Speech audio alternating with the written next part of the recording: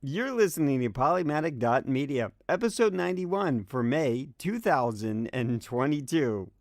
Welcome to the Polymaticast. I always have a pause there, John, because you made an issue about the year. So, hi, 2022. yeah. Hi, John. How's it going?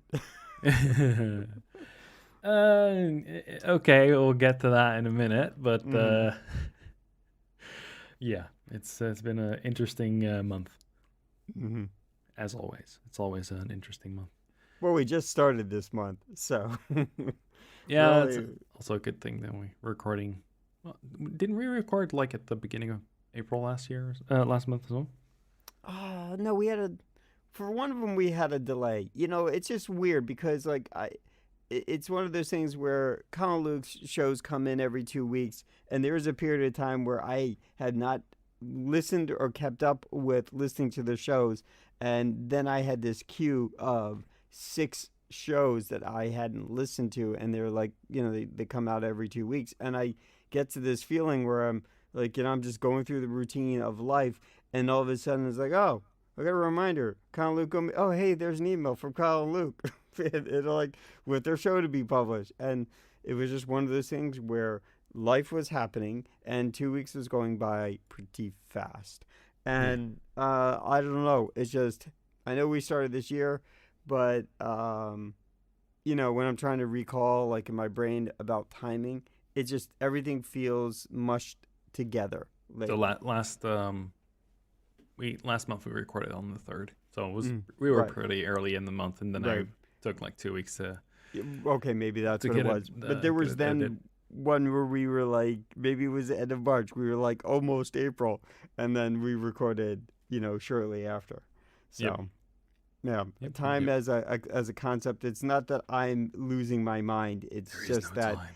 there's just sort of the routine of life is just almost, it's just even with work, right? We start a week, all of a sudden it's like, hold on, I'm getting paid again. Where did those 2 weeks go? So. Yeah, for some reason, like during May is usually the busiest month of Hmm. the year for me. Yeah, It's I it's have like these peaks, right? It's usually the second, around the second quarter of the year, and usually somewhere near the third quarter of the year for me. Those are usually the peak times. it's also like for me, it's the middle of the year. For my brain, it is the middle of the year, and then the rest of the year takes a bit longer. But like the first Hmm. part of the year for me in my brain works Right. that way. So like the first part of the year is really fast, and then the second part of the year takes a little bit longer. But then at the end of December and November and like those kind of months are like really short for me. Hmm. There's also some vacation stuff in there probably that's causing some issues, but like I took last week off, so it was really nice. But Yeah, I mean, I guess I've buckets of time in my evenings that are aimless, but they need to be aimless so that I can turn my brain off, so that I can get some kind of sleep. Because if I just put myself in after work mode to even more working mode, hmm I won't. My head will be alive and energized, and I won't turn off. And then I'll get 2 hours of sleep instead of the bad 4 hours of sleep that I might get instead of maybe the regular 6 or 7 hours I try to achieve. yeah, So yeah, just yeah, have to. because there's just always more stuff to do. I know, I I'm know. sitting in a room. I'm looking at boxes across the way. I'm like, what I was like, oh, that's just where I left them because I didn't want to. I was gonna deal with it later. Yeah, my living room is a giant mess right now. I just Yeah. cleared out my workspace again, just to you know declutter it.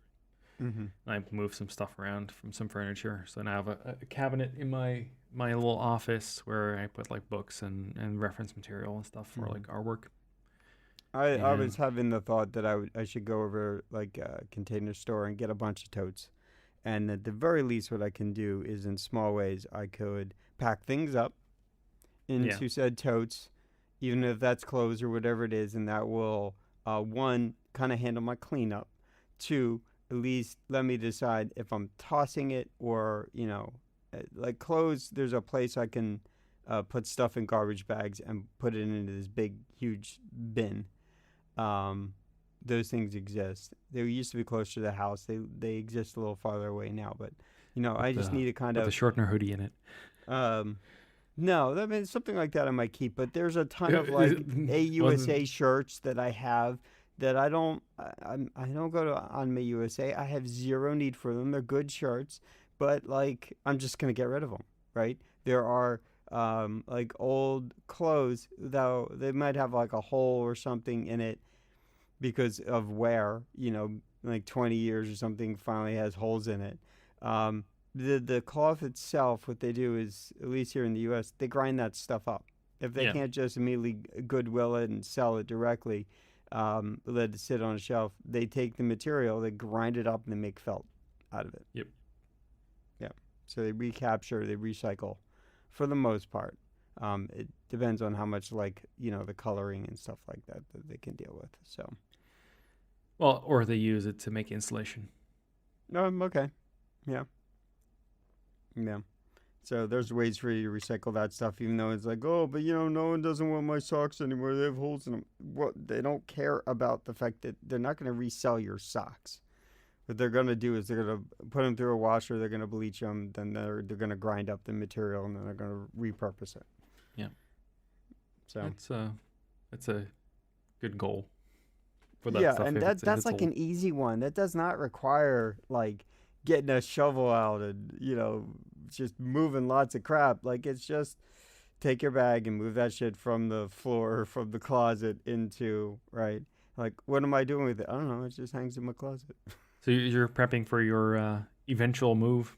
Yeah, with the thought of it's always on my brain, but then again, like I said, I get home and I'm like, all right, gotta eat some lunch, let me watch some TV. Okay, I don't want to go to sleep just yet. All right, let's just go to sleep. Like that's sort of after I edit or after that stuff's very routine for me now. I can put my procrastinate through my evening before I get around to editing. You know, Yep. so so yeah, that's sort of been my life. But what I need to do is I need to sort of stop, let uh, my moon nights back up for 2 years worth and just get stuff done.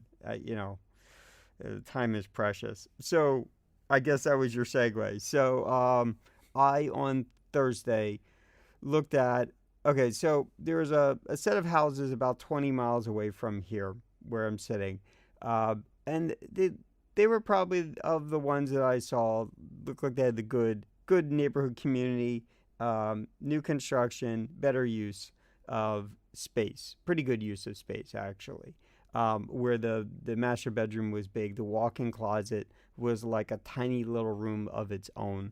Um, and hallways, like the hallways were wide enough that you could put a couch against the wall and still have a really big roomy hallway. The laundry room was an actual room. you know by comparison, it wasn't like a closet with doors. So that was sort of a nice thing going on. And then the base prices were at one number, and then as they're finalizing those last few houses, they decided to just do a bunch of upgrades before they made them available for sale. So they pumped that thing up a good another 150K, and then that's sort of that's what they're selling at, and they know that they have competitive markets, so that's why they're sort of pumping up the price on it. And then I'm like, I'm not going to bother. You're just going to price me out to a point where I'm going to be uncomfortable, and that's not what I want. This was the target community for me. Okay, so let's go back to the defaults. So the other houses, I don't know if they're still available. They're ones that I saw that were nicely built. Yeah, you sort of have a shared driveway space, which isn't a bad thing. But when you're one of six houses, and you go out. Actually, you one of 10 houses. Let me say it that way, where they're like stacked five townhouses in a row, and you open up your garage door and you look around outside, you would see the other nine. There's not going to be a lot of room if you don't have great neighbors, right? If they put their car in front of the garage, like you might have a lot of difficulty sort of navigating around, and that isn't the immediate option. Plus, they quoted 2,000 square feet, and it didn't feel like that. Hmm.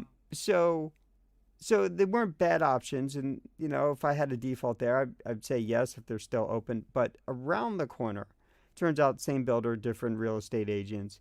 Um, they were building a fleet of another, I don't know, dozen of houses with a one-car garage instead of a two-car garage, and then they've been taking over little neighborhoods in this particular town that's right next door here.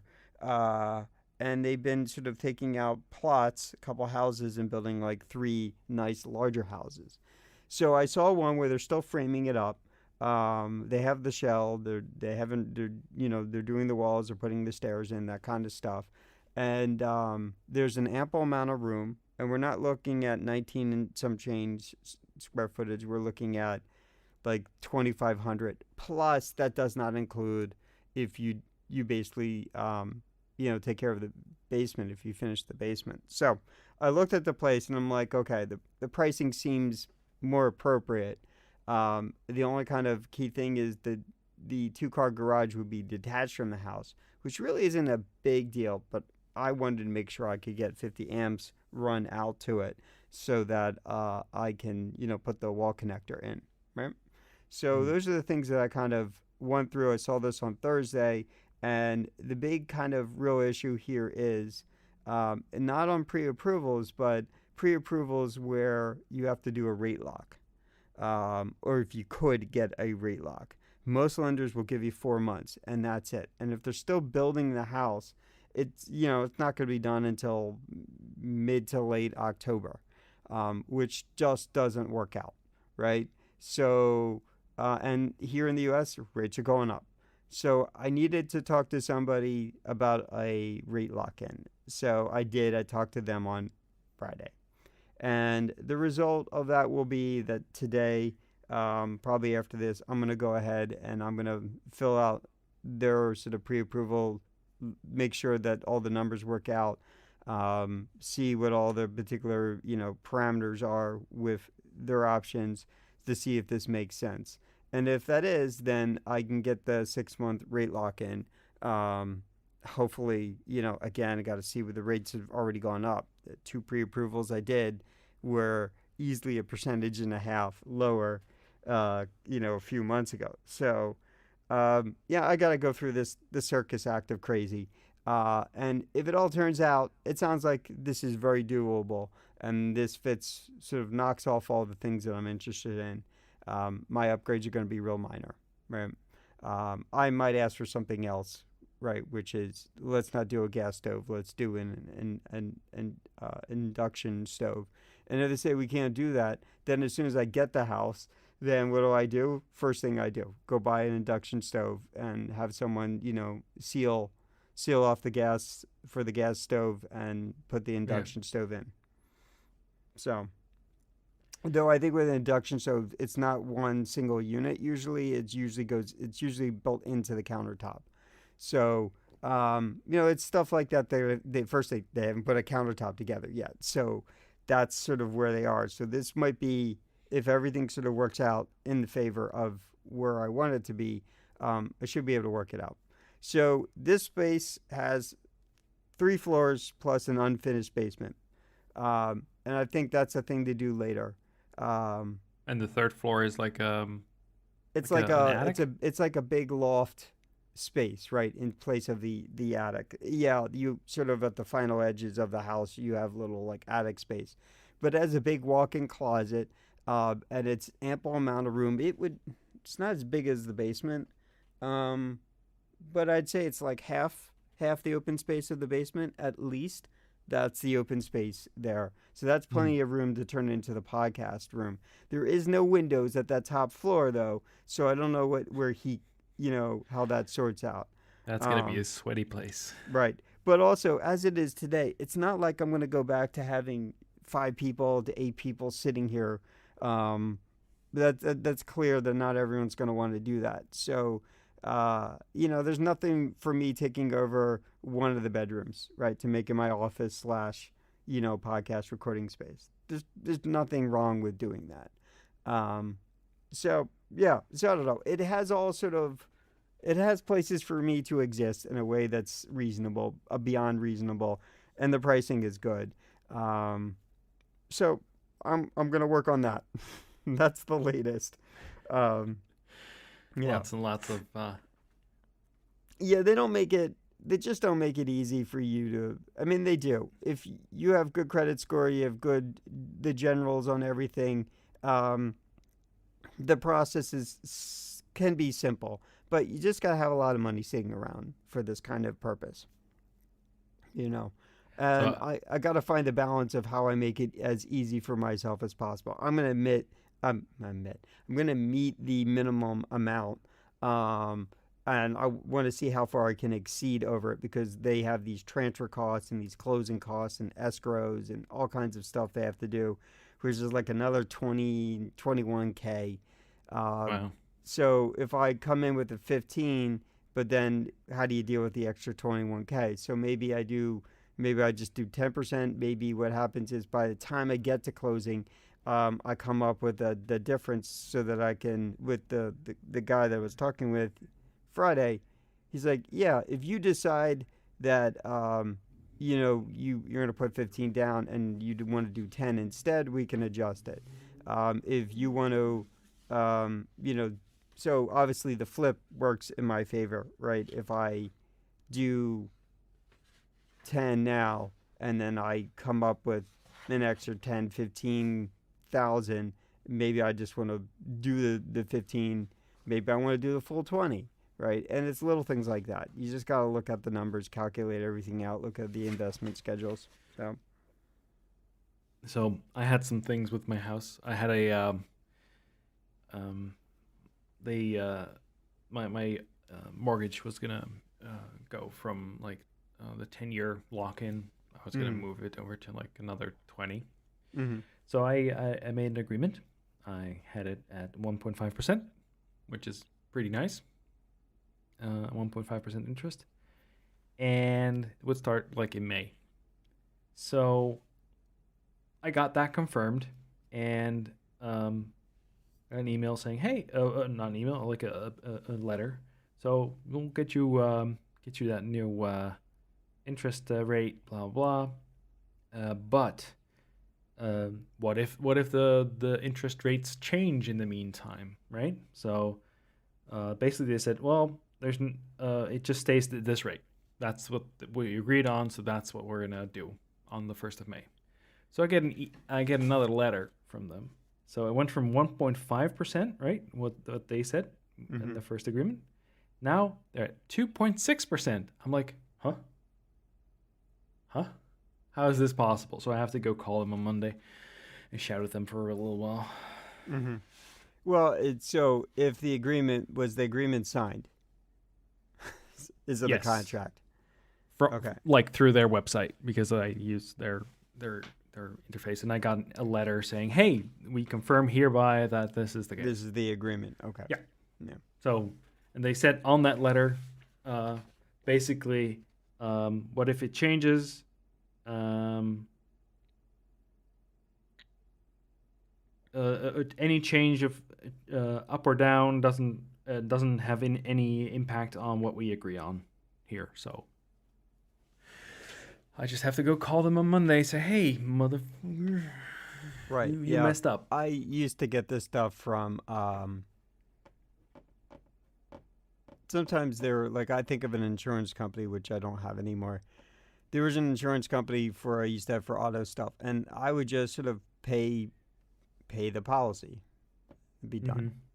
Mm-hmm. Or I would pay it, double the amount or something, right? The amount was low, and instead of it, let's say I'm just picking a number out. Let's say it was $100, I would pay $200, and then the policy would be done, and then I'd have like 5 months left on the policy, and they'd be like starting to charge me the next policy, and I'm like, hold up, I Yeah. just paid, and then what I was like, yo, hold on, I'm not gonna pay that. And then they're like, oh, we're gonna cancel your insurance. I'm like, no, I just paid, and they sort of made it difficult for you to call up and talk to somebody.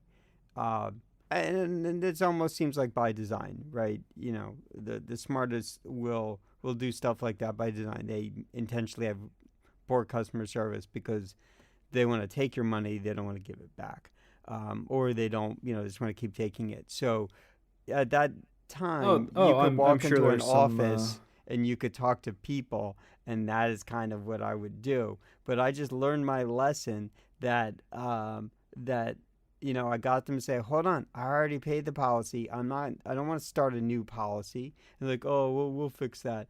And I learned my lesson not to pay in advance on them, to just pay and so they can charge me their $5 service fee because there's sort of automation of the way they sent letters out.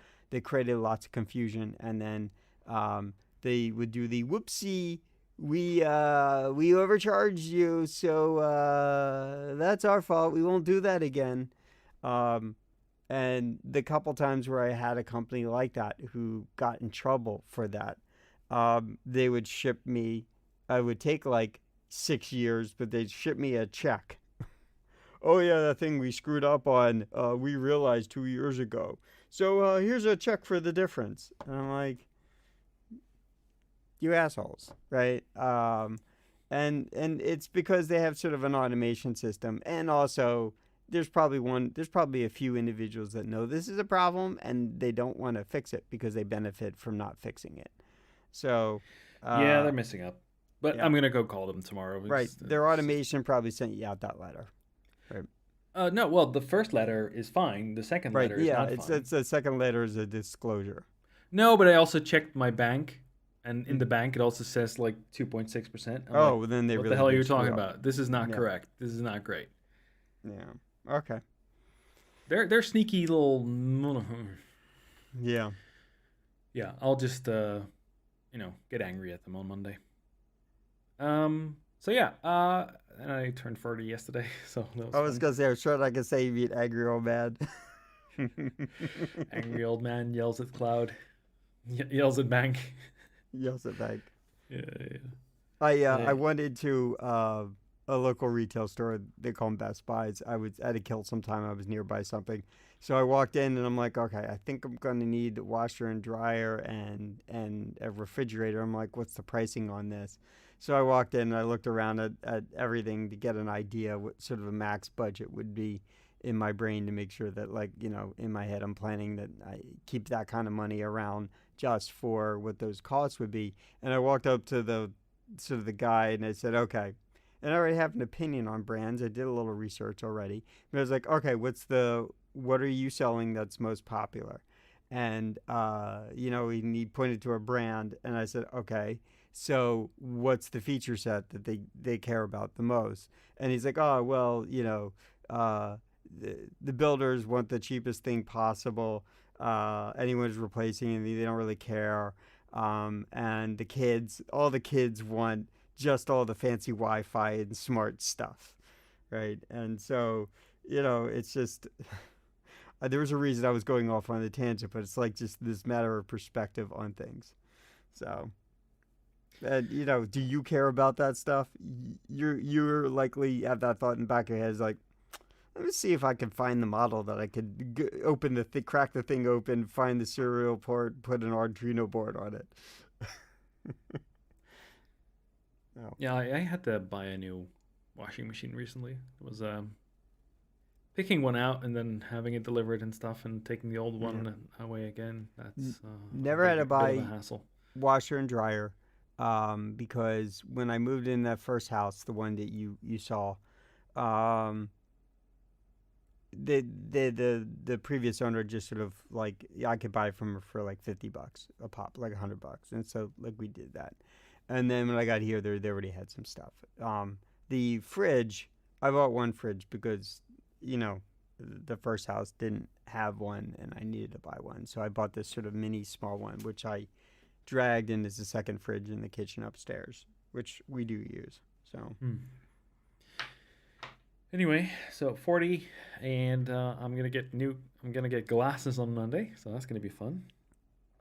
Because I have some astigmatism, so I need to have some correction. Because the diabetes. Diabetes. Diabetes. But it's probably going to help me out a lot because it's not just far away; it's also nearby that I'm having issues. So, and that apparently is because of that. So, Mm-hmm. and I just want to get some glasses so I can get rid of that, blurriness, which is a pain. And apparently, because I was the amount of um, glucose in my body was keeping uh, eyes in a certain shape, and now because there's no, it changes the shape of your eyes apparently. So Mm-hmm. Yeah. fun times. Yeah, what happens is you create pressure. Pressure happens in your eyes, and and a prolonged state of that will shape your eyes. And then when you reduce the pressure on it, it will reshape your eye again, but not back to your sort of what you were born with. Um, and the diabetes thickens up I mean, the sugar's still there, so your blood gets thicker, and you have very fragile blood vessels in your retinas. So, what you don't want to do is create a situation where the pressure is high and basically blood coming to your retinas burst things that someone can't just come in and just cinch it. You'd have to get some kind of special laser stuff. I'm not even Mm-hmm. talking LASIK, like special laser treatment, Mm-hmm. if you're lucky. Yep. Well, I'm gonna get some glasses on Monday. I've already they've measured my eyes. So the people at the eye doctor measured it, and then I had it measured again at the optician. Mm-hmm.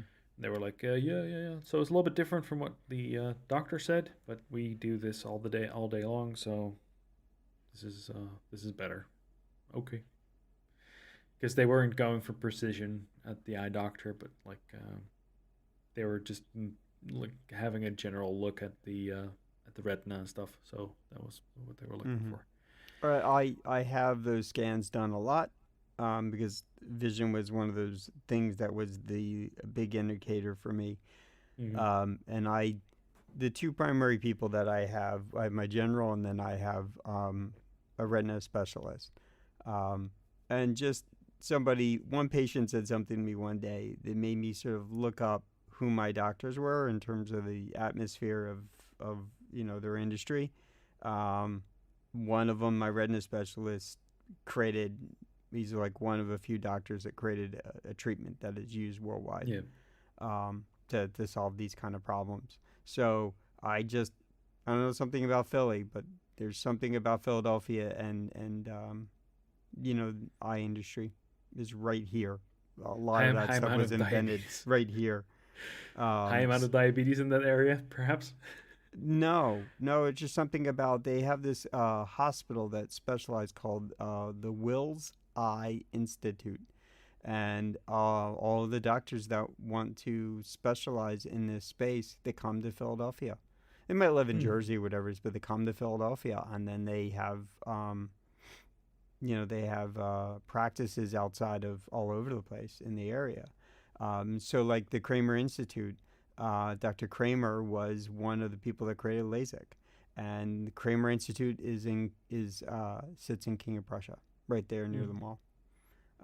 Drive past it all the time, and again, you never think much about it, but and then you correlate, and it has something to do with the Wills Eye Institute. So, anytime that I've ever been there for an appointment with one of the doctors, um, you see people from all over the world fly in, to get an appointment with a doctor to get onto their patient list.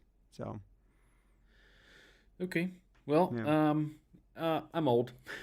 That's just it. I'm just yeah, yeah. yeah. Just gotta put more attention on taking care of yourself. That's all. Mm-hmm. You do one Yeah, thing that's you good. have a couple of years in your left until you get 50, right? Yeah, yeah. I have a late birthday, so when I do the natural calculation by years, I have to realize I have to subtract basically a year off until I get to the last week of the year. So, yeah, so some time before I get there. Yeah, I Yeah. don't know. It's just another year for me. People are like, I "Oh, let's celebrate. Let's go out to dinner." I'm like, I'm an introvert, man. I Oh, just you're rather hitting stay home. 50 this year? No, no, no, no. But I just family puts such emphasis on no, we have to go and get dinner. We have to get dinner together. And I'm like, but I don't Yeah. want to. Can my gift be that we don't get dinner together? No, we Can the have gift to. be that I don't have to see you guys? Yeah, I don't have to go through this process, and then it's like everyone disagrees on wherever it is. Um, and then I had said, so this is just short story. I said to my father one day, he's like, "Can we just not do dinner?"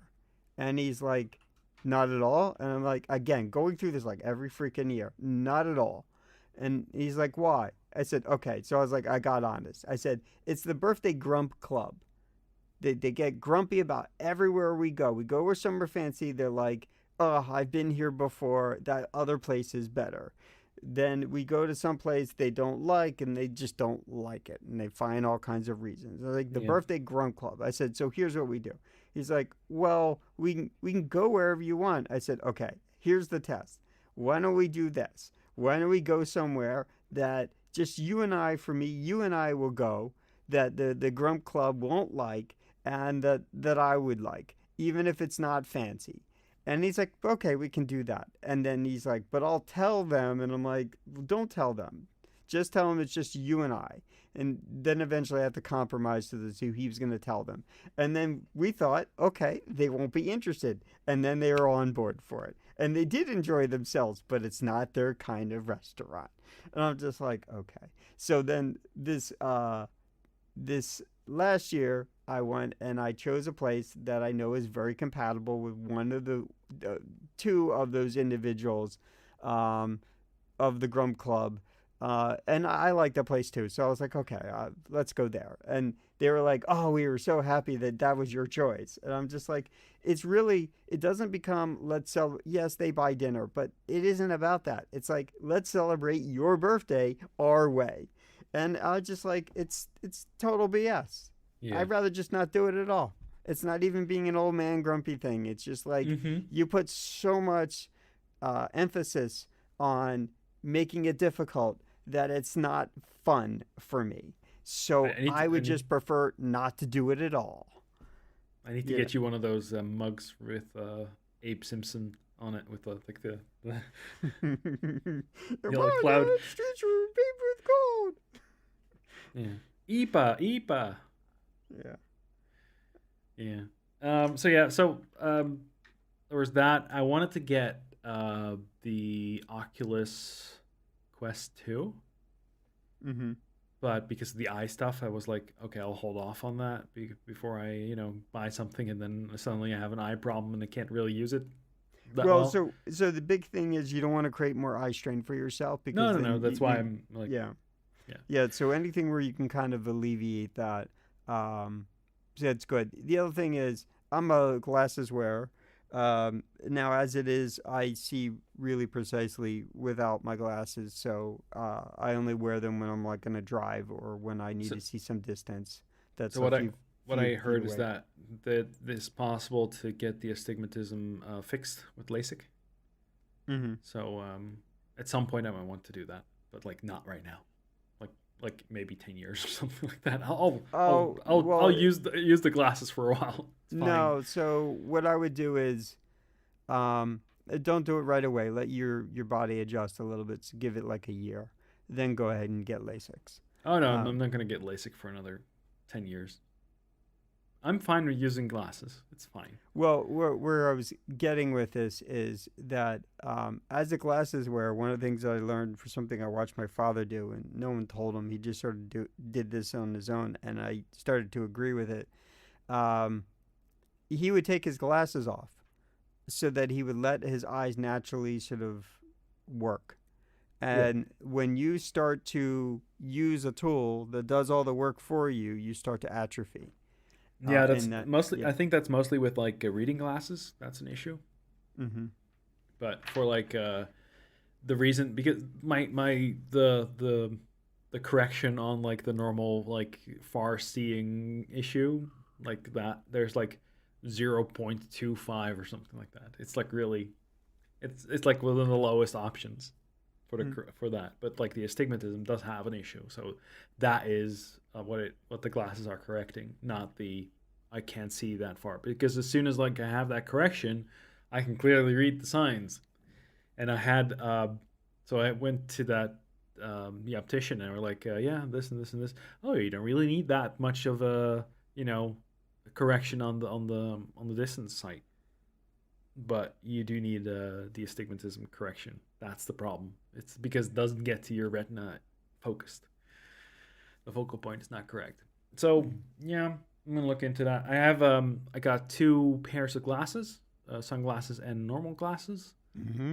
because I wanted to get sunglasses because of the if I want to get a car soon, I want to do that at some point within the next couple of weeks. I would assume they're based on your prescription. Yep. Yeah, yeah. So I did that too. So I here in the U.S. we have Warby Parker, so you can get Mm-hmm. reasonably if you don't give a crap about like exactly on the frame. Like some people are sneakerheads, some people are I guess eyeglass frame heads about it. I'm picky a little bit, but it's just sort of not that much, right? So I don't have to go to the local.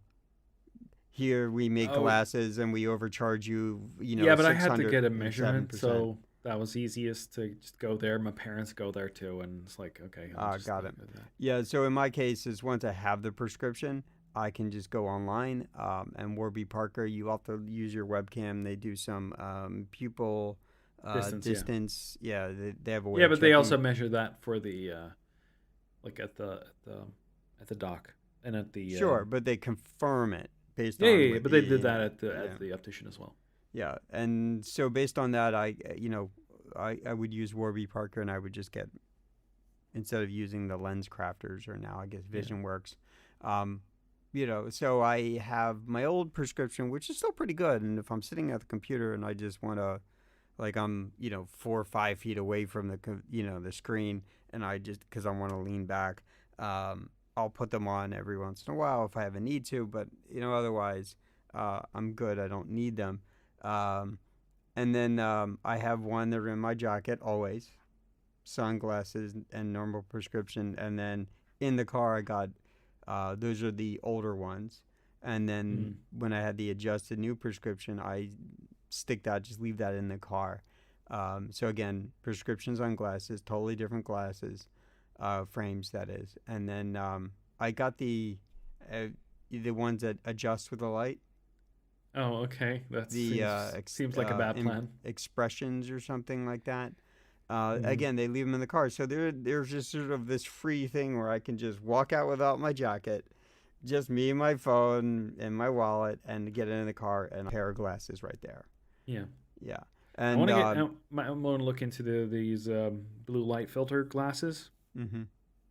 I've been told that that's a good plan because of me sitting in front of a monitor all day, Mm-hmm. because that causes some eye strain apparently. Well, it Yes. is So correct because I really, really prefer dark mode, because like otherwise I'm gonna get a headache at the end of the day. right, yeah, That's also because of the astigmatism, because there's like I mhm. have to strain to get everything in focus, Yeah. which is So a I pain don't in I the don't have ass. to do that, but there are times where I have such good clarity that sometimes everything is bright. It bothers me, especially like at home. It's not that I'm like living like a troll, but I'll keep the lights reasonable. And what I've noticed is because I've had, I have these BR 30s, right, the floodlights up in the ceiling. Um, and I have the color ones in the living room upstairs where I mostly sit. There are sometimes where I'm in a mood where I need the counter light. So what I'll do is I'll put on uh, daylight, right? I'll put on the daylight frequency, color frequency, to adjust my eyes a little bit, and then I might change it. So I need that for adjustment. Yes, and I have video lights on me. So there are times where like I was just outside. It's nice and bright. I get in, the house feels dark by comparison, and the lighting isn't good. I sit down in front of the computer, and I turn on the lights as best as I could, but it just doesn't feel bright enough. And so like I need some brightness. It's for me to adjust, and I will turn on my video lights where I throw actual like proper lighting on me for a few minutes, and Yeah, then I I just adjust. I'm want good. want like I want like some of those blue light glasses, but I can order them with like a huge discount Mm-hmm. at that same guy at the same shop, because they have like a if you order like new glass within the next 3 months, like if you want to get a different pair with its like, different properties, you can get one for cheaper. On the other hand, I might just buy with that prescription that I have, just buy it online with like just buy one of them, Mm-hmm. because I have all the specs, so I know everything that I need to know for to get some new glasses. So let me ask this question for you while we're still talking about this. So I've always, on like a cloudy day when it's overcast, I always squinted a little bit. Um, and it's like it's not bright out, but why am I squinting? And I sense UV light, and that's when I squint a little bit. I sense it. Um, and it bothers me. It's not like it's enough that like my eyes think like it's too bright, so they're squinting a little Mhm. bit. And there will be days where I'm like we're doing a meetup and we're doing it outside, and I'm wearing those sort of I'll call them my driver glasses, where they're like normally unless they sense a change like it's too bright out, they also sensitive to UV light, and I'll be sitting there and I'm wearing them and they're not the sunglasses, but they've gone completely dark and it's overcast, and that's just my confirmation that I'm getting flooded with UV light, which explains why I would squint without them. Yeah. Um, so it's just one of the things where like I don't think I clearly don't have super sight, but I'm sensing other wavelengths that I can't see. Well, the if you have like a very bright day, like um like a very like very blue sky day over here, then I can notice like there's like the color of the sky is different. Like Mm-hmm. it's little, it seems more more bluer than normal. I don't Mm-hmm. know if that makes sense. No, no, It's you like, get you get different kind of refraction. So yeah, I can understand the point. yeah, but like I try to not look at the sun. Yeah, but I just all notice other people where But they're like like they're not sometimes squinting you at do. all, and it's clear that they don't sense the UV light. But I've always Well, I've always done this, and I was like, "What's wrong with me?" And then again, I got these sort of these glasses that darken with the brightness, and I know that UV is also a component. And again, we're just sitting out there, we're having coffee, we're just chilling, and all of a sudden, I take off these glasses, and I look on the other side, and I'm like, "Oh, it's brighter! Oh, holy crap! These things are dark." And it's because and it's not bright out, but it's overcast. You if know. you have UV reactive like colors, like for um like I don't know, stuff they use at raves or something, like paint or whatever, you can, Mm-hmm. if you use it outside, then you can see like it suddenly it is a different color. Mm-hmm. But like, yeah. Anyway, that does work. So I anything else for getting older? Got glasses. More to come. What? There's more to come. Yeah, yeah, yeah. It's just really silly that it's 40. Yeah, and It I honestly, it really is just a number. It only means something if it means something to well, you. it isn't. It means something to me because I've lived in this apartment for 10 years now. So I'm Mm-hmm. like, because I matched it up with like my 30s with like buying this apartment. It suddenly is also like, oh, I got to renew the interest on the mortgage. So there's like a tie into that. And then me having to go be angry at them, but like that's a different story. Because I So had to do like that 10 years ago as well. when I had a thought the other day. It was associated age. Like I always thought, okay, so if I go get a 30-year, mortgage, and I'm like, oh my god, I'll be in my 70s, by the time I pay that off. But the reality is, there are people on an average living into their hundreds just fine, well into their 90s. So it's not like what used to be a short tail for people in their career and, to retirement. That does not necessarily mean one, in 30 years, I'm going to still be there. I might sell the house and go somewhere else. Um, that being an option. And that doesn't mean that I'm going to continue. I might continue. I'm not going to continue to work into my 70s. Probably not, right? I'll probably hit 70 and it's like, okay, I'm done. But that's still a good 20 years, right? Into that, to pay something off. And then obviously I'm not going to have a car loan forever. Obviously that's going to be done in a few years. And so like thinking about and projecting on money in my brain when I was a kid, 40 years old, 50 years old, felt old. But today's context is people are living longer. And 50 is kind of like you're just halfway. Which that used to feel like when you were 30 years old, that was halfway. But that's just not the context anymore. You're Well, 40 for the years people that old. are, at that age right now. But like for people who are Right. younger right now, that still feels like an I old mean, ultimately, the person. goal is if I go, I want to go fast. But the other really primary piece here for me is, um, I just want to, I want to live into my old age on my terms instead of on a situation where I have no control. So, Yeah. Anyway, I've also because I'm now 40, I'm like looking like for the last 10 years, basically. Yeah, maybe for the last like 16 years, 14 years maybe. I've been I think it's 16 years.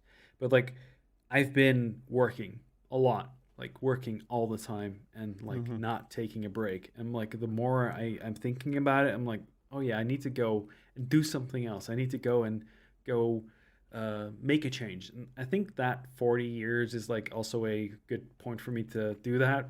Also because I now got diabetes, so I get to take care of that. But there's like for me it's like a milestone for to go do some hmm stuff that I didn't do in the last 10 years that I actually probably should have. Like I've been alone for the last whatever, so I've hmm dated a bit, but like it wasn't great.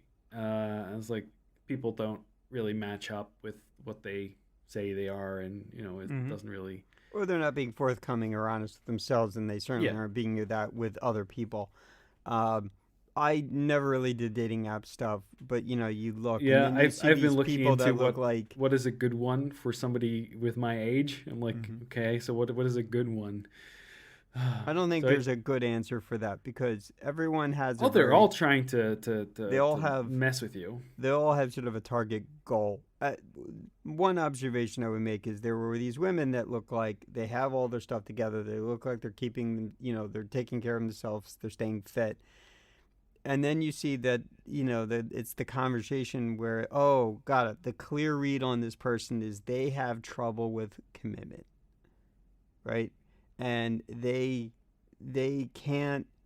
The reason that they're getting older and that they've never been married is because they haven't, just something about them that Hmm. says that they cannot commit to an individual. They're not a relationship person, and they're just a serial dater. Then there's the people that do commit. They commit too early, and then they have kids, and then they're divorced. And usually, when they're divorced, it's not that there's something wrong with the person, then maybe the situation was broken, but they're farther in, and what they're interested in life is not the same thing as that person, that girl, that woman who can't stay committed, right? She cares more about her facade and very particular things about her that keep her sort of keeping people interested in her, and that's what she thrives on. And the individual that has settled in doesn't care about that. They have just different agendas or different modes in their life. And so when you look at these apps, you can kind of read what the story is about a person. And if you talk to them, you find out that they're like 50-50, right? They judge you because you do stuff with computers and you're nerdy. They judge you because you like 3D printing.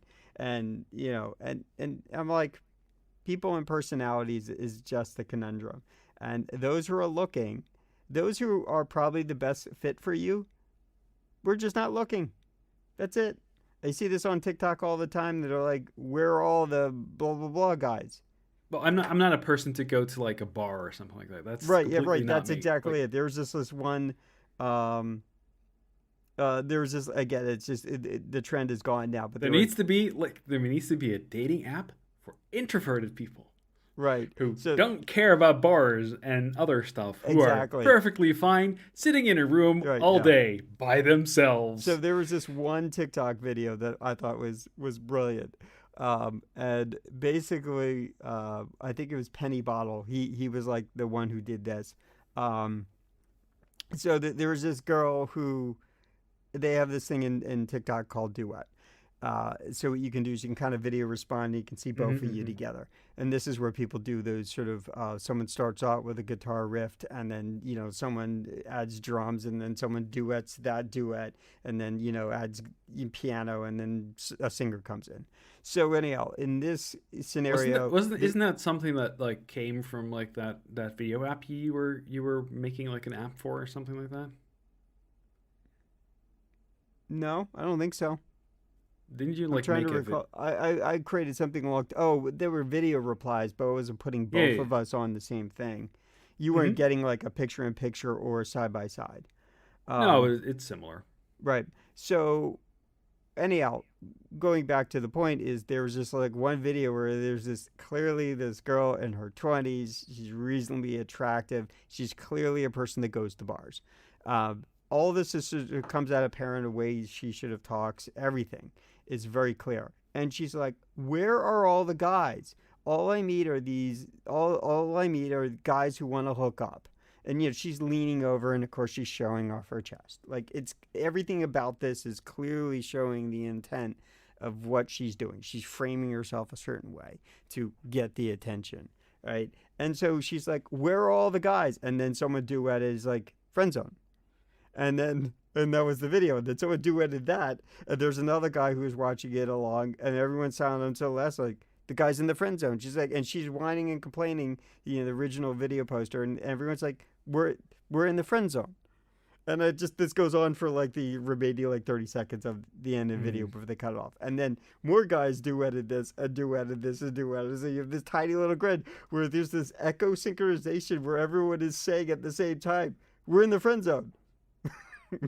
Mm. um, and then there was another video that I totally blanked on that isn't exactly that, but it's very, very, very, very similar kind of behavior, which is introverts stay home.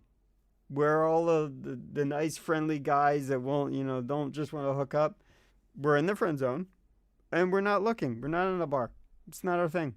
I think for me mostly it's the not looking and just working all the Well, time. it's not looking. We gave up because it's like all it is game playing, and I honestly I just there is always in TikTok has that thing is like so you want to be this and you have to do that and so you have to do this and there's just like it's always somewhere where they put text on the screens like I want to have a you want this I want to have a significant other I want to have a girlfriend um, but in order to get that you have to do this and it's like you have to date and how are you going to get to this and they're like I don't know it's like no I'm not going to date and it's the nature of it it's not just our generation it's the thing that is happening you know that Well, and the whole it used to be like there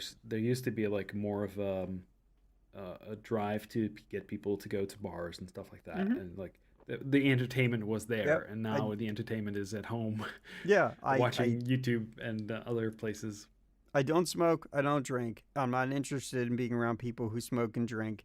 And usually, people who drink and go to bars on a regular basis are not just there to hang out and meet a guy. It's beyond coping issues.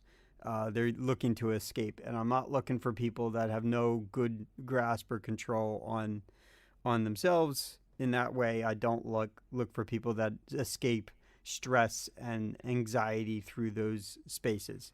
I'd rather find a person that is happy to watch anime in the background and paint their Warhammer figures, right? I'd rather have somebody who, Yeah. wants to go play video games for a few hours, right? Go build something creatively where they feel I have control over a world in Minecraft, right? I'm more Yeah. interested in somebody who finds healthy outlets instead of negative ones. And that's not me. And even if you find that crazy person that you like and you get along with and chemistry is wonderful, but they're a drinker, um, I'm out. And I know that excludes me from like 80% of women of compatibility that I would be interested in. But that also goes along with someone who will at least take care of themselves a little bit physically, how they eat, how they exercise. I'm sort of being a hypocrite because I don't exercise, but I also haven't built myself an environment where I can feel like I can be comfortable to do that. Hmm. And any place where I have space, I don't have space because someone else is junking up the environment for me. Yeah, that So also messes up your, you know. yeah, and I'm sure that the general stress of coming home, um, while it's a place of reducing stress, I have other stressors. So when I live alone, I there will definitely be a reprieve of time where maybe I will feel more motivated to work on side things. Where today I just can't because I do clean up and I'm cleaning up again, and then I'm looking at it, it's like Saturday, I got to go over and go fix that. I'm going to replace the light plate again because he grimed it up and I can't clean that thing. And, it's crap like this, right? That it creates stress. So if I can reduce it but buying a big old space of my own where it is mostly empty, Mm. then I know that will affect me from a psychological perspective too. Yeah. I bought a 3060. Yeah. Yeah. I'm going to buy a 3090 as well. I don't see the need to buy a 3090. The 3080's been wonderful No, for me. 3080. But like, I I I got the 3060 and I started playing Cyberpunk. Mm-hmm. So I was playing Cyberpunk again, but then at some point I was like, okay, I really need to do something about this 1660 Super. I really need to upgrade it. So I was like, okay. It was on a Saturday, like a couple of weeks ago. I was like, okay, screw it. I'm going to the shop. It doesn't matter if they have a higher price because they're local and I know the people there. Mm-hmm. I'll just buy it there. And I paid like $50 more. But like, um, if there's a problem, I can go back to them, right? Mm-hmm. But like, I got the 3060. I got the MSI one. I also got the MSI Afterburner stuff installed. That's really nice because now I can turn off the fans if I want to, which is really great because the Asus software is just garbage. Apparently, the MSI software also works for other video cards. I didn't know that. Otherwise, I would have, you know, the Asus cards are pretty good. So as far as I've seen, I've always had Asus, but now I got an MSI, which what they had. Like they had some 3070s and some 3080s as well, but like the Yeah, 3060 was. I definitely, when I used to be more in sort of putting these things together, I had more opinion about brands. Um, Asus is pretty solid. Uh, Gigabyte is pretty solid for the most part. Depends on.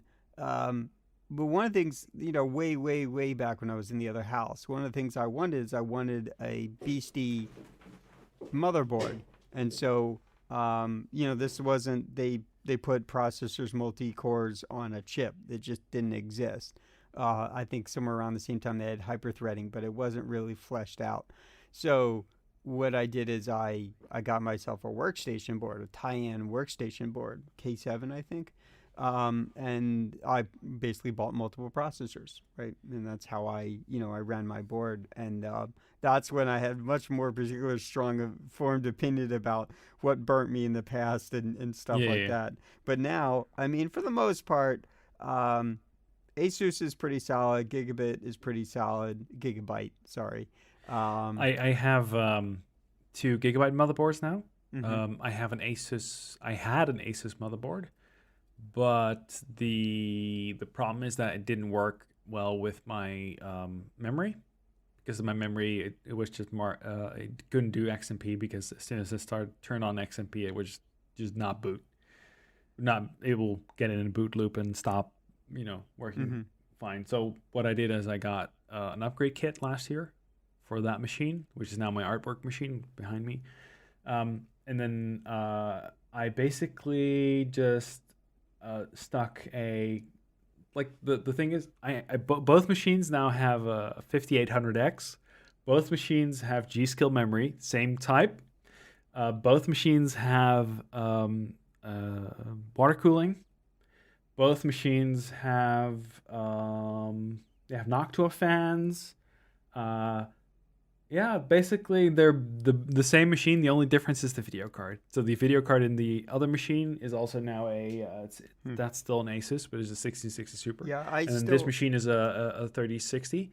But I'm going to put a 3080 in the game machine and then put a 3060 into the art machine because I can do fancy stuff with Blender, and I'm going to be doing some 3D modeling and sculpting at some point. Because I want to do some maybe build a figurine of one of my characters, and that would be really nice if I can do that.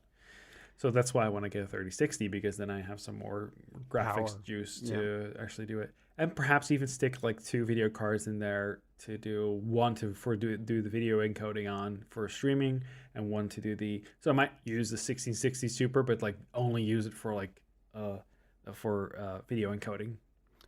I still have the 2070 that's in the eGPU. Now, I'm still, when I go to Otakon, and I'm not planning on buying the laptop anytime soon, especially if I'm going to need a chill on, sort of what's extraneous amount of money before I buy a house. So if I, fill out the application, everything goes out fine on Monday. Well, do you need to have a laptop with you to do that? Don't you just need basic if I'm laptop? going to pull footage, I'm going to want to sort of at least organize it to some drives. So I want but you don't have to go edit it on the fly. No, right? but I would like to take a look at it, even if it's just a few frames at low res. Right, and having the eGPU is actually wonderful, because if I'm doing 4K, it can handle. So the way it is what's inside the integrated plus the 1050 that's in there. Yeah, sure, it can open it up, and you might get a couple stuttering frames or whatever it is, but you really can't do 4K, ProRes, RAW, or. So I'm going to anger you now, but the M1 Max are really good at that stuff. Sure, but I don't have a new modern laptop, is what I'm saying. Yeah, but you can just get one of the M1, like the basic M1 Air. Yeah, it is great at video editing and stuff. It's not so much the hardware. I just don't want to be on Mac OS. It's not my thing, which is weird, because I grew up as being, I wouldn't say a fanboy, but certainly a supporter of Apple things, and I just don't, right? And I know, like, Premiere is probably at this point a year later caught up, but all that stuff was tweaked, right, with Final Cut, for those chips, and even then, again, I follow all the things. So there was one particular, I don't know if it was Dave 2D or if it was Linus Tech Tips, but they found a better laptop that is performs so much better price, whips everybody's butt. I'm blank. I mean, I sort of watched the video, but I sort of stopped watching the video after a certain point, because I'm like, I'm not buying a laptop anytime soon, so I don't really. Like the battery life and stuff on those machines is so well done. It's just I have no idea how they're doing it. Like, the difference between I have a M1 Mac for work, and I have a normal Intel Mac from like the year before that, and the difference is so huge. Like, for coding and stuff, it's really nice. The only problem is, of course, all the ARM stuff is, so sometimes what they do is they pickle for development. They get to speed by excess, right? It's a very American thing. It's like, oh, you want more torque? You put a bigger engine in, right? They don't think about or figure out how to engineer a better engine. They figure out how to put 2 of them together, right? And I'm like, well, then to me that isn't always the approach. If you can figure out how to build a better hammer, it does not require it to be Thor size, right? Yeah, but you should definitely look at like the because of the the storage access and stuff is really nice on that machine. Hmm. So you might want to. It's because these machines are not the basic Mac M1 Airs are not super expensive compared to other options, and you can just plug in some portable storage and just grab your stuff and do some maybe some basic video editing Yeah, on it. I'm not even gonna want to run on my Windows app in parallels. Like I'm Oh, you just can't really do that on a Mac M1. So no, but what I'm saying is like I'm just gonna want to put Windows on it, and if I can't put Windows 11 on it, it doesn't even qualify. you've moved Period. on to Windows 11 completely. I have, yeah. Even here, upstairs. Yeah, Obviously, you can't I'm. do it on my laptop because it doesn't qualify. Even though it has Oh, basically mine all the does. My machines, both of them, they qualify. Both of them, I upgraded the BIOS, and they suddenly turned on by default they turn on the was it the TMP module on both of hmm them, like the hardware yeah, it's on. one, Yeah. and I was like, okay, I can upgrade, but do I want to? So Because as soon as I do, my artwork station is going to be messed up, and I'm not going to recover from that for like a couple of weeks because I just want to have like a stable machine. And right, these I Windows know 10 you want to machines be able to turn are it great. on They're and very stable. yeah, yeah, I understand. It's the same thing with people are like, oh, and that's too big of a board. So it used to not be. I mean, six of those things were filled all the time, once a week, for hours a week. So for me, it's like it's not excess. But the advantage is I can turn the thing on, push a couple buttons, I'm good to go. I don't have to be fucking around for 30 minutes. I don't have to be rechecking all my levels and testing shit for hours. Like I don't have to do that. It's like, well, you gotta just get this thing together through. No, spend an extra $50, get it all integrated. Oh, I don't want to do that. Is it? Like, stop. It isn't just the conversations I had with you. I've had other people do that to me, and I'm just like, you are hurting yourself every single day by not spending an extra $18. Well, Like, I got the L8 and I'm really right, happy with it right, because but it's because it's just an it turn it on and it's at the same thing I left it and exactly right, and you think that's like not worth the $50 difference, $100 difference. It is. It adds to the psychological thing of it, adds to the convenience of it. And if it just sits there and serves one purpose, let it serve that one purpose really well. Buy yep. the tool that serves that purpose really well instead of trying to think about it in the most cheap, sort of, half-assed way of doing things. It's not logical. It will not help you. Yeah, and I think like as soon as like AMD is going to come out with their new CPUs at some point, Mm-hmm. and then DDR5, I'll do the upgrade to like the new as soon as Uh, they come out with like the new the CPUs new and stuff. chips are supposed to hit Gen 5 on the PCI, and I think I saw the thing was the 790 or something on their card. I don't know. Nvidia cards in general have been better in my experience. What? Oh, I'm talking about CPUs. Right, I understand, but no, they're whatever their new processor is going to support, where their new graphics card is going. Um, What? and I think they're out of the box. The chip is going to be able to support Gen 5 PCI, Gen 5. Oh yeah, okay, but like what I'm talking about DDR5 and stuff. Right, I Yeah, understand. You're talking about memory, which goes into the support of the speed. Right, I understand. I was following. I just wasn't qualifying in my in my comments. yeah. The thing is, I would like to have like a full new, there's an upgrade path to it. Like the current machines I have, like they're the probably the best I can get at the moment. Like Mm-hmm. I have 5800X. I can get like a 5950X, which is fine. I can get the 5800, the 3D whatever. Because I don't overclock my machines anyway. Mm-hmm. I might get like the 5950, but then that's more power draw, and 5800 is fine. Like, but there's On my on no my option for this socket anymore. So the next socket is going to be completely different from like what they mm-hmm. have right now, and that means that my that this CPU is the end of for this machine, but the machine is like a year old. Right. In my case, for my system upstairs, it's serving me for what I need right now, and it's going to be serving for me for probably another couple of years easily, until sort of my tool stack requires new technology, and that line is becomes blurry and gray enough that like I have to make I have to kind of react accordingly.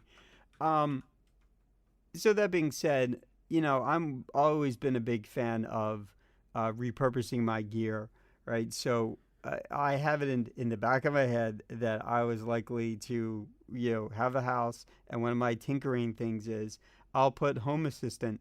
I'll run Home Assistant. I'll build little boxes and do some of that Mm. stuff, and then I'll impregnate the house with all the things for me, for You're my gonna do a Linus routine. Tech Tips. No, and then what I'll do is I'm still gonna carry hue lights everywhere, all that stuff, as I kind of have it today. And what I'll do is I'll put cameras up and I'll put things up that everything that I want. And let's say the box that we have right now that I'm talking through, this is serving me just fine. This thing is already a few years old. It's been fine. It does exactly what it's designed to do for my purpose. Very Has it got a limited use 2060 case. in it or something? No, this thing was like a budget system I spent not even $1,000 on. It was like loosely at the bottom of the gamer line, and it was perfect for this, exactly for what Mm. I do here. Um, which was basically interfacing, getting from the board to Audacity Audition, right? And it, serving the purpose of Skype or Zoom or what we do, Google Meet. It does exactly what it needs to do, and it will be doing this for a very long while, no problem. But if I retire it, it will be a system I use with Home Assistant, Yeah, or right? you can just get a Raspberry Pi 4 with like Oh, 8 gigs of likely. memory, I'm which likely is to go buy a couple of those boxes, it so also that. just really saves on the power bill Oh, because yeah. these things are like these machines are nice, but they slurp a lot of a lot of Oh, power. sure. Yeah, they're the wattage on these things is high. So Yeah, letting them sit around and just be idle is expensive at the yeah. power level. Yeah, I agree with Well, that. if they're idle and they're turned off, like they're not turned off, but they're like idle, they still slurp up some power, but not as much. Mm-hmm. But if you're doing like streaming and stuff, it just goes up. Yeah. Anyway, so I bought a 3060. That's what I had to say about getting new computer parts, and I might get a 3080 or something like that at the end of the month. This is the moment where Mm-hmm. the vacation money And the drops. the pricing is better. Are they into like 3080 Supras or something like that? Supers. I don't think they made a super for this. Okay. Didn't they make a Ti or whatever? Do they? Yeah, the Their titanium. branding is such a mess. It It's it like is.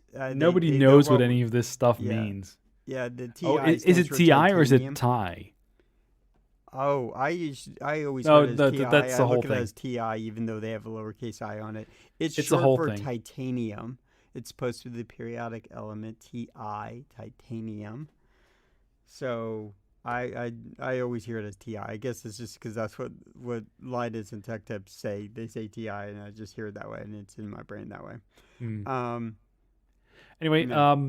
the I'm gonna move one little item down Okay. because we're not gone through a lot of stuff already. But I have a thing. I'm gonna get a invite for the Steam Deck this week. I think. I You hope. estimate. I hope. Yeah. Well, a friend of mine has the invite already, and he yeah. Well, I don't know if he's gonna get it, but like at some point, I was like, I got the pre-order like a couple of days behind him, so Hmm. I should be able to get it.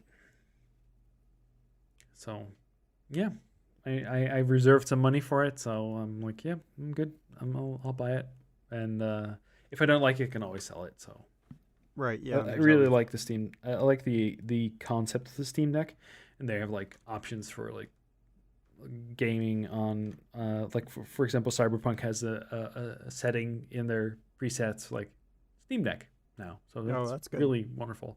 Smart idea. Yeah, and of course all the cloud sync stuff on that machine is wonderful, and you can just turn it off really quickly, and it freezes the game like in a very nice way.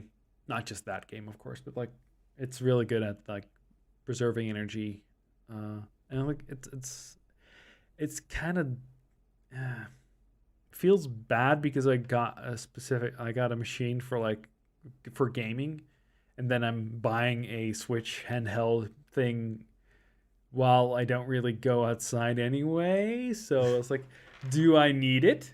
Yeah, Mm. I But don't like use my this might Switch. be Yeah. like the thing is because of what it is, it's just a Linux machine. I Hmm. can install my development software on there. I can start doing development on it. Like not for games, but like I could use it as a laptop and just bring a dongle and have a screen somewhere and just plug it in and that's my machine. I I Right? I feel your enthusiasm for options, but as I Mm-hmm. got older, this is the thing. As I got older, I'm like, was it again reflection? When I moved from the last house, I look at a thing and go, I ask myself the question: how many times did I use that thing in the last 12 years? Two times. Okay, I'm getting rid of it. And then someone comes along and says, Alan, but it has value. And it's like, I use that two times. You want it? Uh, it's not coming back to me. You're not giving it back to me. I never see it again unless it's in your house. And they're Mm-hmm. like, oh, I guess I see your point. And I'm like, the optionality I held on to for 12 years and I use it twice. It is not worth its weight. Right? Well, the And thing so is, it's for me, it's one of those things where I'm trying to do my best not to buy things that I'm going to have very tiny use cases for. Even if the few cases might be important. That being said, I have a bunch of 3-axis gimbals that yeah, I've used a few like times. you do buy some stuff that you really Well, don't I need. do, but when I need the stuff, I want the stuff. That's why I have little these art boxes full of Well, I like the clamps and Steam Deck mounts. because it's like a self-contained thing, and it's Mm-hmm. like that's why I like the Switch because I can take it away, take it with me to play some games on the go. Mm-hmm. But I think the limitation of the Switch is the amount of the type of software that's on it and the type of It's limited to Nintendo things. yeah, and I don't like it. Right, and That but that's not great for me. that But was like, always the case with anything handheld, right? well, Your but that's why limitation is that's why the Steam Deck is better right, but because it's the it's same like thing with smartphones. Your limitation is the operating system that you use. yeah, mhm. I have some issues. I have some opinions. I like to have at some point a phone, which is a Linux phone. I can just plug into a dock and have it be my workstation. Like have my workstation with me at all times. Just have something that will allow me to do that. Mm-hmm. And I've looked into getting getting keyboards for phones, like a foldable keyboard that I could use with my phone, so I can log into servers or whatever. Mm-hmm. And Yeah, I have it's one of not those. just for work, but also like for myself to just have something on me at all time where I can do what I want to do. And I've been looking at like the Steam Deck and then hooking it up to a tablet and see if I can do artwork on the go with it.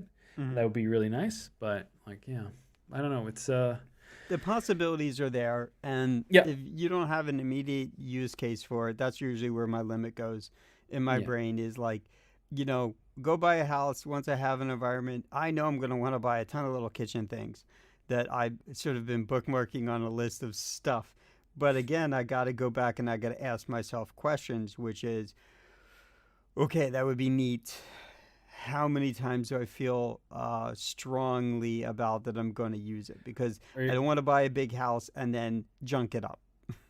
well, you're gonna put like a cooking island in it, and you're gonna do. Yeah, the place will How many become times are you gonna cook?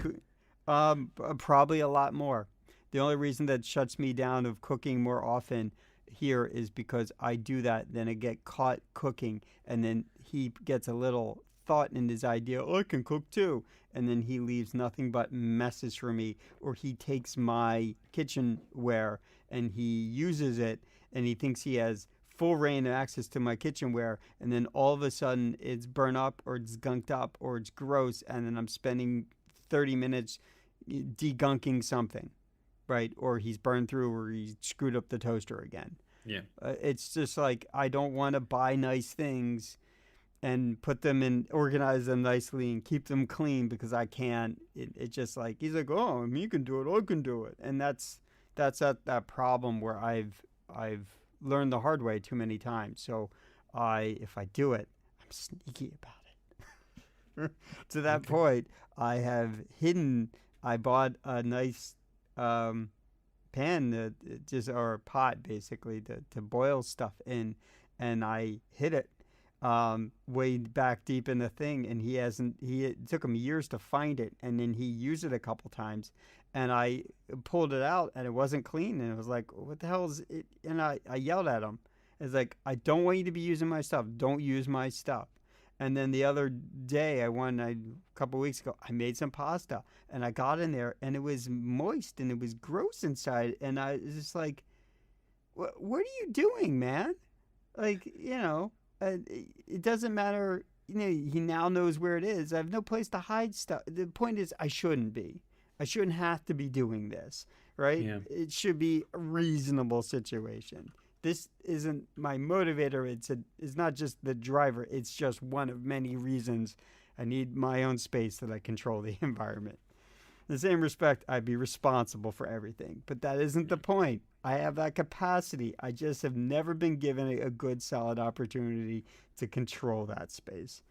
Mm. So, anyhow, Anyway, so I've got an art book project for the this year, and I've got it. I gotta do, I think 150 pages for the book. So it's a lot of work. I've got some commissions lined up for people to do some artwork in the book, but mm-hmm. like it's gonna be a lot of organization on my part, and then lots of work. So I got last week had the week off, and I like spent 3 days doing 12-hour streams doing like artwork on it, and then yeah, at the end of the day my fingers hurt. It was so much pain. I was really tired, but yeah, I got a lot done during my vacation. It's like that's vacation for me. I get stuff done. Yeah, that's the same problem. Is I'll take like a week off for Otakon, and I will be working at Otakon, or I'm just present for a lot of hours, and that's very wearing on its own. And then I get home, and you know, basically Simon hangs out for a couple days before he goes back home. Um, and so we're doing stuff, and I can't really decompress. And then when he's gone, I have to go back into my normal regiment. So like I can't decompress, right? So I need a vacation, and I need several days off after the vacation just to decompress. So it's not Yeah. like you take 5 days off. I gotta take like 10 days off because I need that time to decompress from just the work on my vacation. Well, I took Monday off as well because I need to go pick up the glasses and stuff. So Mm-hmm. and some other other issues that I need to take care of, like for example, a bank that I need to yell at.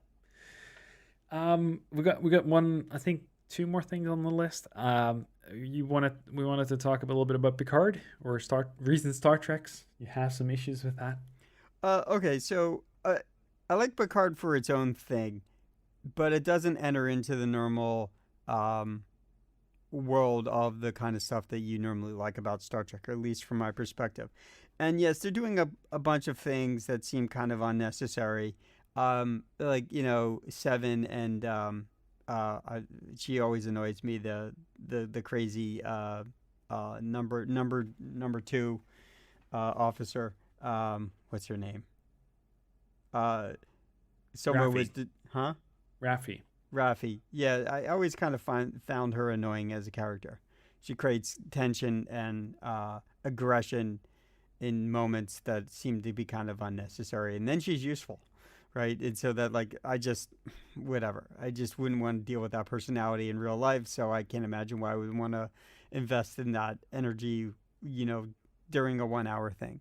That being said, they're doing a thing with Rafi and Seven. Someone else pointed this out, and I'm like, okay, I don't. I mean, yeah, sure. I don't understand why you're doing that. I don't have an objection to it. Seems kind of unnecessary in moments when you do it. So like, it just seems like okay, whatever. So there's lots of little annoying things there that don't seem to have any kind of fundamental point to do them. Um, but those are minor, and those aren't the reason I hate it. And I've already told a couple people that like their Star Trek, and I'm like, just skip over this. You will just hate for what it's doing. And I have watched out to the the basically the season has sort of you know circled back on itself. So I'm out to the latest on it. It's okay. It's not like your typical Star Trek. So if you're looking for that typical Star Trek, go watch something else. Right. Yeah. This gives you some background on some things, which is interesting. And that's it. Those are the little meaty bits that you could get to sort of push through watching this if you care about it. And then this week they released, started streaming. There's only one episode out. The Strange New Worlds, which is with Christopher Pike, right? And sort of his back end, like his background. And then this correlates with you getting more information about Spock, which is sort of, if you followed where Discovery sort of jumps into the future, right? Mm-hmm. They left people behind. So this is going to fill in that space, that gap where Discovery literally leaped forward on, and you don't have any back end on the story in between that or the years between that. And obviously this show is going to do that. But one little nifty thing that I noticed as I'm sitting there watching it, and maybe I just never noticed it, on the communication badges that they have on their chest. Obviously in this series they're not communication badges yet. No one's tapping their heart to do a thing. But each of the badges on the ship has a slightly different icon inside that badge emblem. Well, they have that in they have that in Discovery as well. Okay, so I never noticed that. But I was looking at it, had a bunch of up close people, and there were this, like, I noticed these little icons, different symbols for different species. So I thought that was interesting. So it was a little detail. I was like, oh, that's a pretty neat detail. I never noticed that. Now I'm going to be looking forward to Discovery. Okay. But I hadn't been paying attention to it. Well, I haven't been able to watch Discovery or that new show yet, but yeah, Yeah. at some point I'll be able to get access to it. But I would say that this fits in the sort of the evolution of Discovery in terms of technology and everything not feeling old like classic. So it leaps above that, and it's sort of in that universe, but with Christopher Pike. So so I'm enjoying it. I only saw one episode, so talk to me next month. I might hate it. I don't know. I'll get 3 more episodes in if I'm lucky. Maybe 1 episode in, depending on how they. Is that the same as like the Moon Knight? Oh yeah, do we really need that rant? The short rant is no, we don't. Everyone heard me in the past sort of pissed off about Wanda. When WandaVision came out, they spent a lot of time just wasting the audience time with a lot of nonsense they would not explain. They give you some entertainment and that could hold you over, but if you're trying to make connections, it's very irritating. That's what it was for me, and it got me very sort of frustrated to invest any time to watch it while everyone's saying, it's great. It's not great. They're not explaining anything. And it seems like nonsense. And I'm not in an investment of 12 or 13 episodes of nonsense. And here, they just spent the first episode and maybe more than half of the second episode very much not explaining themselves. Unless you don't know the material in advance, it is just a waste of for me, it was a frustrating experience. But because I witnessed this with WandaVision, I recognize this is a pattern that they're establishing to make it a format, which, again, I find irritating because it's wasting an hour of my time to not explain yourself. Just, let you sort of get frustrated in the tension of non-explanation. And that's sort of where I'm at. Now people are saying, but it's really good. Okay, so I'm going to do my best to bite my tongue and be patient. It is not hitting priority. Other things I'm watching are been priority first. And I can see that Moon Knight is I got 6 episodes to watch or something that I've not seen yet. So I'm gonna slowly enter in, or I'm gonna lose my patience with it, and I'm Yeah. I'm out. I got Um, Disney Plus for like a month. I'm like, hmm okay, I'll just cancel it after a week. Yeah. Um, like I'm just gonna get it for like to watch that show, and I was like, okay, I'm like Well, I think 2 episodes in. I'm like, okay, I'm canceling I it feel already. I'm like done. I feel like May 27th has a meaning because I feel like there is a show or an episode of something they're going to start releasing that's new. Um, there's another Marvel series beyond Moon Knight that that will probably be really good. Is that the Obi-Wan one? That's not a Marvel's. This is a Well, Stargate. okay, but that's a Star Disney Wars. Plus. But no, I think That's Star Wars. there's also the Doctor Strange or something one I thought is coming That's a too. movie. The That's the movie one is movie. already out. That's I think it's in the cinema right now. I think there's a Marvel one, and then there's Yeah, also additionally a Star Wars one that are there's a coming Star Wars summer. show. Yeah, the Obi-Wan one. Yes. Yeah, May and June. So there's a reason for me to hold on. I mean, I'm just gonna be that's gonna be one of my primary things that I have because when they do deliver stuff, it's very good. Um, that being said, Moon Knight is on my. I am not 100% on board with yet. I'm only 2 episodes in. That's 2 hours though, and I'm not even on board. I mean, that's a movie length. If you're not on board with a movie in 2 hours, it's a good waste of your time, right? Yeah, So they need to recut those shows to work as movies. Just cut out all the excess crap. yeah, I don't know. It's the formula that I don't love that they're practicing. I So thought the there was some like the had a bit of a feel like Deadpool, not Deadpool, Venom. I never watched Venom. Okay, Never okay. saw it. You should definitely watch Venom. Venom is a very good. It's It's on very my sort of entertaining. non-priority list, but now that you say it, that could be a movie I watch when I'm seeking a movie not to watch Moon Knight. It is.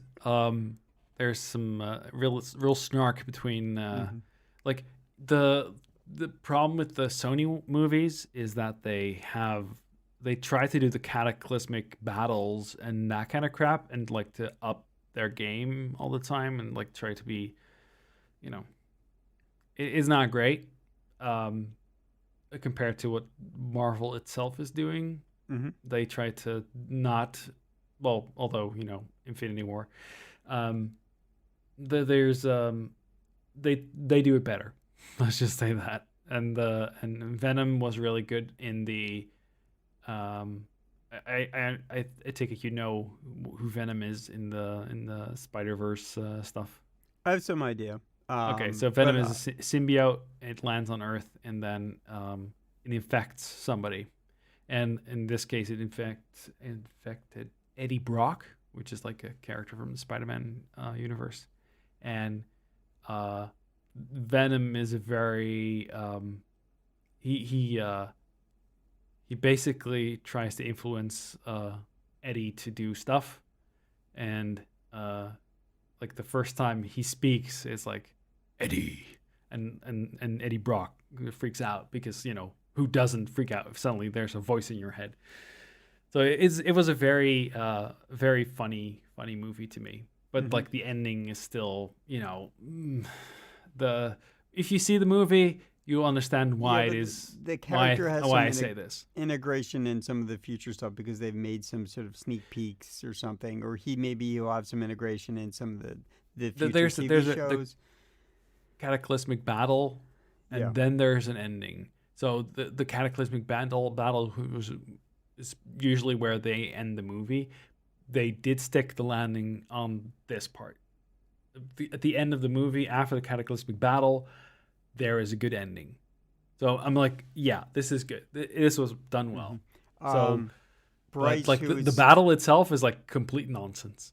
Bryce, who is not into Marvel anything, he'll tell you that he's like, I don't care about any of this stuff. He's not invested in any of the storylines. It's not his thing.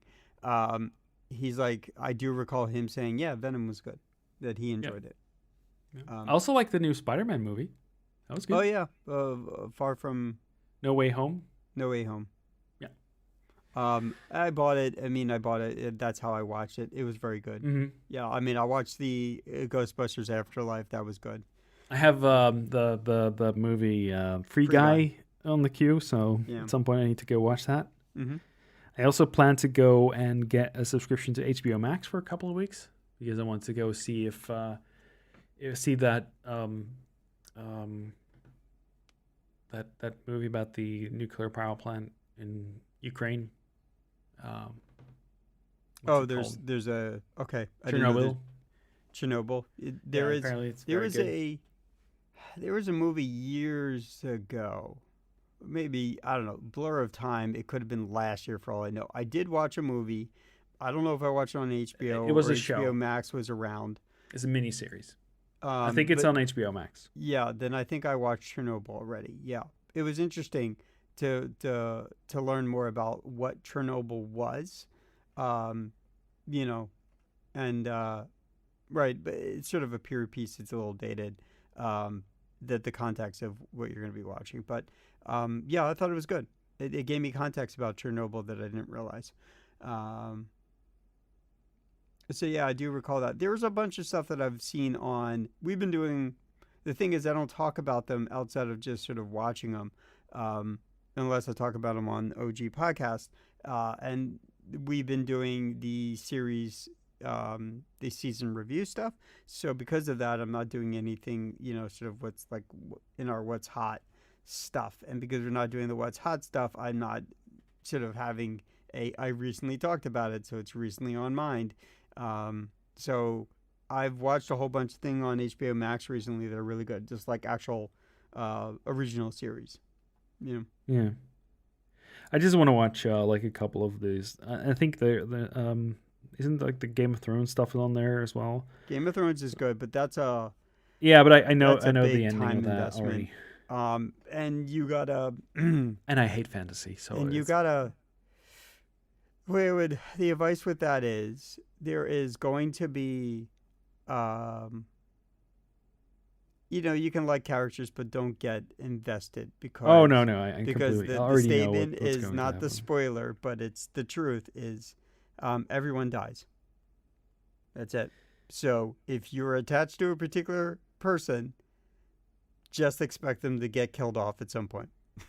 Yeah. That's Anyway, it. there's like a couple of movies and stuff that I want to watch on there. Like the new Batman movie is on there. Yeah, I saw that, but that's like 3 hours, 4 hours. There's also Which is fine. Which is the fine. director's cut of Justice League, which is like 4 hours. Yeah, I've So already seen that one. So and so I got to find 4 hours where I feel invested to sit down and watch that with focus. So that's the tough part for me is I'm interested, but I'm not 4 hours, half a quarter of my day interested yet. the problem is that what I really want to have is like an option to just select like a couple of shows from this channel, from this thing, and a couple of shows from that thing, and I just want to have a subscription to those things Yeah, so all together. that is kind of. Oh, I But see what you're watch saying. when I want to watch. Mm-hmm. So So that I think is the only thing that the Amazon Prime being sort of independent is you could in theory buy those things and they can go into your watch list and you can just pick from your mm, catalog. You they can don't have also you can they also don't have all the stuff buy that's on HBO. They don't have all the stuff that's right. on Disney because Disney deliberately pulled that stuff off. So So okay, so I can't speak to Disney because they want to do their own thing, hmm and I'm offended by it with CBS All Access, whereas now it's Paramount Plus. A little less offended by what Paramount Plus is doing, because it doesn't come from this sort of greedy arrogance point of view that CBS was doing. Um, Disney, I think, is they're sort of creating like HBO. They're creating their own content, yeah. and they're Well, doing. they used to put everything on Netflix, but then they Mhm. pulled it off Well, Netflix, and it's now Netflix has because lost a lot of subscribers. they didn't figure out how to do their own service yet. Um, so and HBO used to be that thing is like, why don't you pay for HBO? Because HBO has original stuff you can't get anywhere that's really good, and that was the model everyone started to practice, right? Even Yeah, cable companies. that's why I Um, want to. I'm getting HBO for like stuff like Chernobyl and stuff like that. mm-hmm. So I want to watch Yeah. that. Um, Also, okay. it kept popping up on my TikTok for some reason. Oh, really? You're Yeah. getting advertised. Well, there's lots of they like something that keeps happening, and I don't really like those. It's like they keep like putting parts of movies on. Oh, people Uh, do it. oh, it's Yeah, so annoying. And then I I I try to swipe through as agree fast with as you. possible because I know it's like somebody does this and somebody does this. Yeah, They completely I see explain that what the they're like part one, part nine, and this is sort of the slimy thing what people have figured out. They figured, oh, until we get caught, we will put a clip in a thing and put some commentary on it until we Mhm. get caught. And what they do is they get view numbers, and so they get view numbers because people are watching, and it looks like they're having meaningful content. And TikTok is not paying any attention. They don't even have any kind of systematic thing like Google or YouTube would, where they Mhm. could let some automation figure out how to pay attention. They don't have that capacity at all. Well, Um, some say that Google doesn't have that either. So well, they have it a little bit with their AI, but it's not Mm. perfect.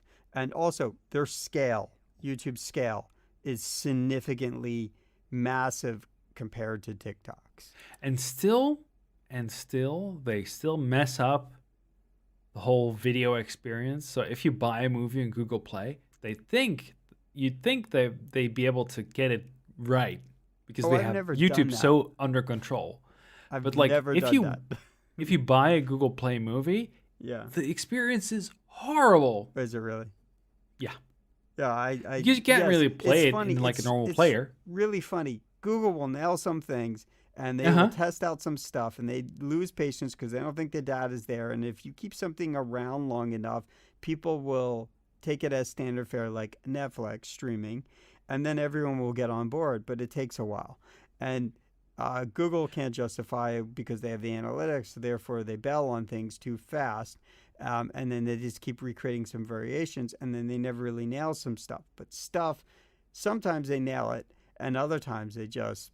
And you would think they would have their stuff together to do Google Play right, Well, but they. they have the video player correctly for YouTube. It works great. Mm-hmm. Um, but then they have some sort of knockoff version for their Play movies, Yeah. and which could work great. And also, they had it in YouTube for a while. You could watch your movies that you bought and play Mm-hmm. on YouTube. Yeah. I think that is broken right now because I did do that at some point. I was like, okay, I'll go watch it. I'll And go it's a check shame because you would think they would be able to get this stuff sorted out easily, and they just haven't. Um, Oh, that's what happened. Okay, I so never watched any. I think I watched maybe two movies on it. And I was like, you know what? I'm going to stay with buying my movies on Amazon because that's okay, where so I they do started. have the player on, but you have to switch your account because I'm logged in as a brand Ah, account.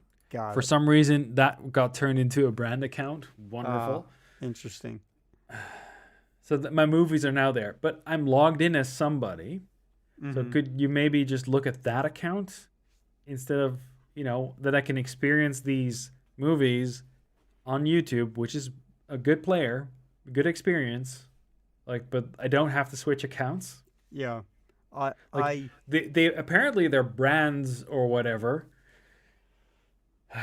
Anyway, rant. Let's not rant about this anymore. yeah. It's been a moment. Okay. I have one link before you start knocking them out. I have a link for teleport for OBS. Mm-hmm. It's from EPOS Fox, Polymatic link /14p. It's about a tool to do NDI type stuff on, and maybe I should explain NDI a little bit, but like it's like you can use one machine to do your gaming on, and then another machine to do the actual streaming, or like have multiple cameras, like Mm-hmm. multiple machines that gather all those streams, and it's basically just your own little network of like machines that behave like inputs for another OBS instance. Mm-hmm. So it's really nice. So Um. I'm looking into doing that for my workbench because then I can do streams from my workbench and do streams from Right. my game PC, do streams from like my art machine, and then like maybe have like one machine that is the actual streaming machine, which will do all the stuff.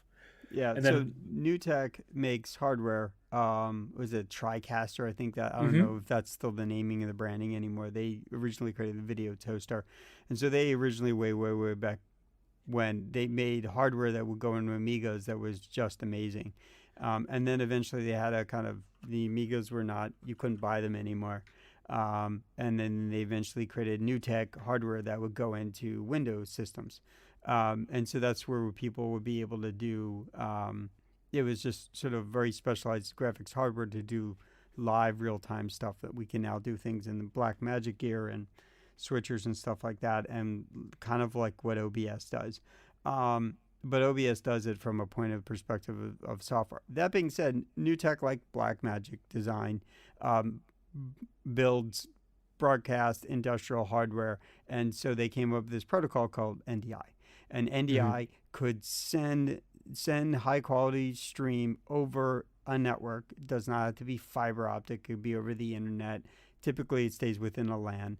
But you can send it to monitors. You could have cameras send over NDI directly into like a live switcher. And then they created software, I don't know, maybe 3 or 4 years ago, where you could do plugins where you can manage and do sort of your OBS like things. And then OBS and NewTek created a plugin for OBS so you could run NDI on your phone and use your phone as a webcam, flooding over NDI into OBS through the NDI protocol, or also at the same time to new tech software or hardware. Mm-hmm. And so you could use computers and devices and anything that could broadcast over into the stream of the NDI protocol as basically as input, as you were just saying. So, so Teleport is sort of a non-licensed version of that, but by software, um, right? Where it allows you to kind of take over your whole, um, use a secondary computer for gaming that you could game through and use that as input to your stream. Yep. Really nice. Yeah, I have people that I know that use NDI and would you could consider some experts on, and I had sent him that link when you had shared it for me, and he's like, yeah, he's like it's really good. I said NDI will is a little bit better. That was what his opinion was. Well, it's H.264, so it's encoded. It's Right. encoded on the network, but Yeah, like, and NDI is also basically lossless.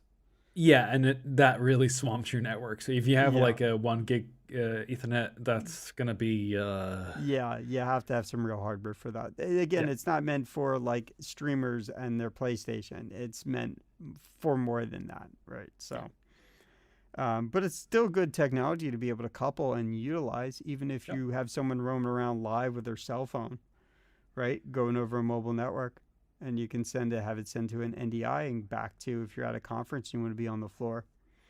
Yeah, but So, it's gonna take a lot of like power over the sure, yeah. network. So And there are some data. rigs built for that kind of thing. So you Mm-hmm. can buy some backpack rigs for that kind of stuff. So you could Mm-hmm. do remote just literally anywhere without satellites. So, or transponders. Okay, so that was polymatic.link/14p. Okay, so this one I don't really want to describe. I just labeled it as surprise polymatic.link/141. Did you watch L this? 14L. Oh, 1 4L. Oh, you're right. Yeah, 1 4L. And This is the one with the mirror. yes, with the mirror. Yep, It's brief. I had already seen it. So Oh, okay. All right. so then we got Buzz Liberation, Polymatic link /14J.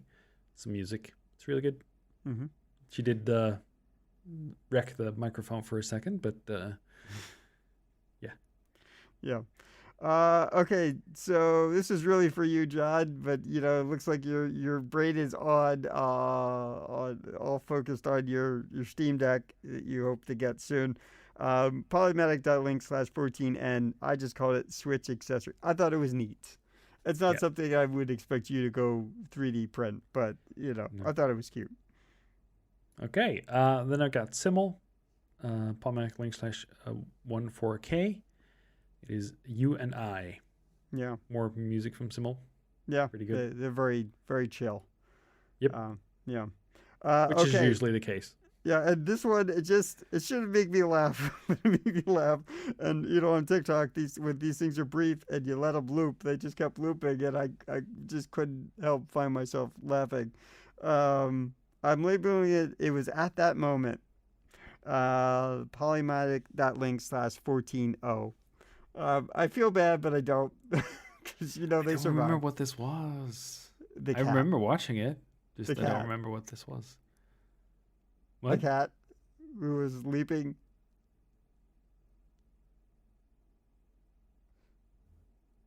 I think I've watched too much TikTok videos Oh, that they're okay. all blurring It's very together brief. now. Yeah, I don't want to ruin it for anyone who might watch it. I don't know. Following link I slash laughed at it. I shouldn't 140. have laughed at it, but it was just, I'm grinning right now. It's funny. It shouldn't be funny, but it is. So, um, but again, I've owned cats. They survive. It's not, you're, yeah. I don't want to ruin it. Okay. Okay, so Alan, where can they find you? Wherever you lead them to on the link. Polymatic link slash Alan. And you can find me at Polymatic link slash John. And for feedback, you can reach this podcast at Polymatic.media. Our Twitter is The Polymatic. Our website is Polymatic.media. And see you next time.